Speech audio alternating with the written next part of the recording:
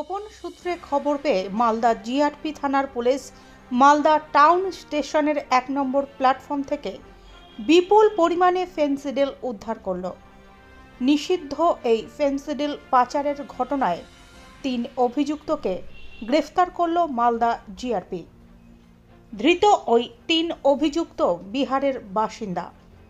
উদ্ধার হয়েছে প্রায় ৯০০টি নিষিদ্ধ ফেনসিডিল সিরাপ, যার আনুমানিক বাজার মূল্য ১,৯০,০০০ টাকা। জিআরপির প্রাথমিক অনুমান, অভিযুক্তরা ফেনসিডিলগুলি দিল্লি থেকে মালদায় নিয়ে আসে। মালদা টাউন স্টেশন থেকে বালুরঘাট যাওয়ার জন্য তারা অপেক্ষা করছিল। বিশেষ সূত্রে খবর পেয়ে জিআরপি মালদা টাউন স্টেশনের ১ নম্বর প্ল্যাটফর্মে অভিযান চালিয়ে ৫টি লাগেজ ব্যাগ থেকে প্রায় ৯০০টি ফেনসিডিল সিরাপ উদ্ধার করে। অভিযুক্তরা এই ফেনসিডিল সিরাপের বোতলগুলি বালুরঘাটের হিলি সীমান্ত দিয়ে বাংলাদেশে পাচারের ছক কষেছিল, এমনটাই খবর পুলিশ সূত্রে। আজ অভিযুক্তদের মালদা জেলা আদালতে পেশ করা হবে। আমাদের কাছে একটা খবর আসলো যে ব্যাপক পরিমাণে ফেনসিডিল দিল্লি সাইড থেকে বাংলাদেশ দিকে যাওয়ার কথা যাবে এরকম খবর পেয়েছিলাম আর কি। ওই খবর ওয়ার্কআউট করতে গিয়ে আমরা আজকে তিনজনকে রাত্রিবেলা ধরি। ওদের কাছ থেকে আমরা 5টা ব্যাগ পেয়েছি। 5টা ব্যাগের মধ্যে করিবন 900 বোতল মতো ফেনসিডিল কফ সিরাপ ছিল। ওটাকে আমরা ধরতে পেরেছি আর 3জনকে আমরা অ্যারেস্ট করতে পেরেছি। এদের বাড়ি?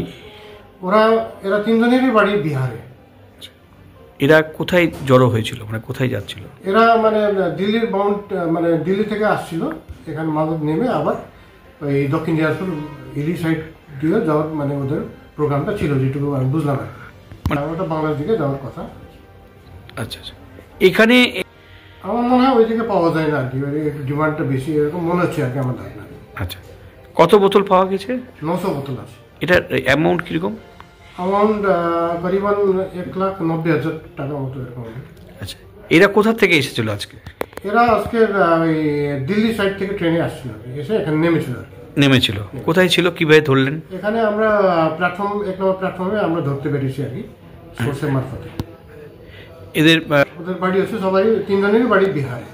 আচ্ছা, এরা এখান থেকে কি ট্রেনেই যেত?